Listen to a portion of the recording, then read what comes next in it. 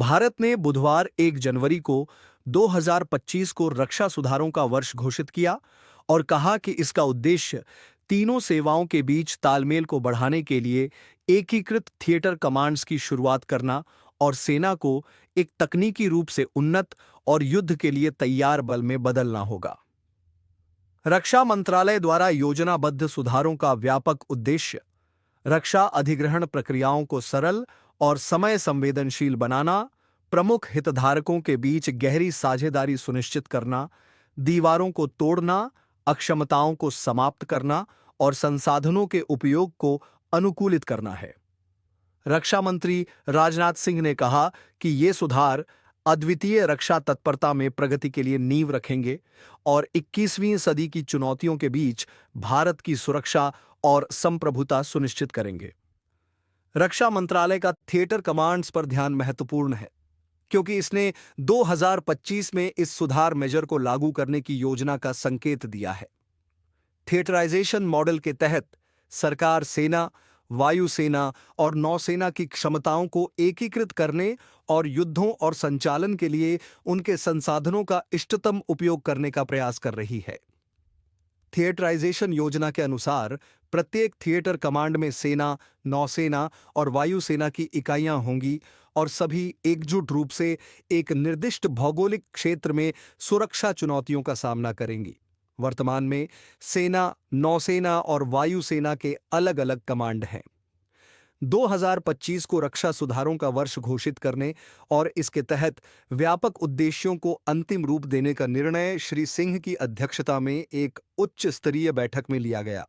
मंत्रालय ने कहा कि 2025 में साइबर और अंतरिक्ष जैसे नए क्षेत्रों पर ध्यान केंद्रित किया जाएगा और कृत्रिम बुद्धिमत्ता, मशीन लर्निंग, हाइपरसोनिक और रोबोटिक्स जैसी उभरती तकनीकों पर भी ध्यान दिया जाएगा। सुधारों का वर्ष सशस्त्र बलों के आधुनिकीकरण यात्रा में एक महत्वपूर्ण कदम होगा, श्री सिंह ने कहा। चालू और भविष्य के सुधारों को बढ़ावा देने के लिए यह सर्वसम्मति से तय किया गया कि 2025 को सुधारों का वर्ष के रूप में मनाया जाएगा, मंत्रालय ने कहा। सुधारों का उद्देश्य सशस्त्र बलों को एक तकनीकी रूप से उन्नत और युद्ध के लिए तैयार बल में बदलना है, जो बहुडोमेन समन्वित संचालन करने में सक्षम हो, मंत्रालय ने एक बयान में कहा। सिंह की अध्यक्षता में बैठक ने कहा कि सुधारों का उद्देश्य संयुक्तता और एकीकरण की पहलों को और मजबूत करना और एकीकृत थिएटर कमांड्स की स्थापना को सुविधाजनक बनाना होना चाहिए।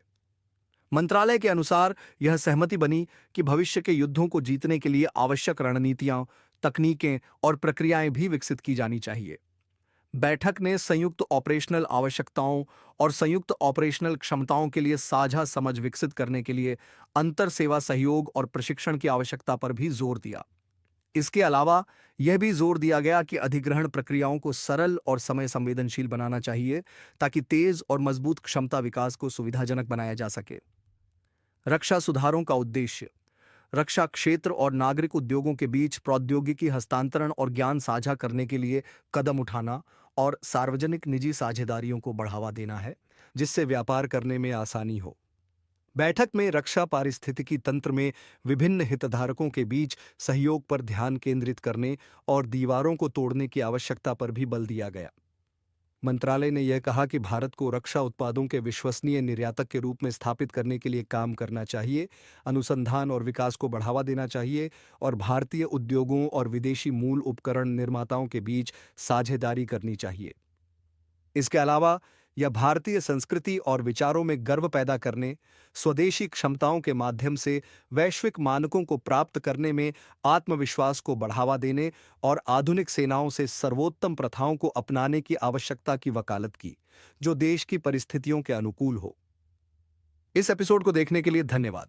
अगर आपको हमारा कंटेंट पसंद आया तो लाइक बटन दबाना न भूलें। हमारे चैनल को सब्सक्राइब करें और नोटिफिकेशन बेल को ऑन करें ताकि आपको दक्षिण एशिया की डिफेंस और सिक्योरिटी से जुड़ी हर खबर सबसे पहले मिले।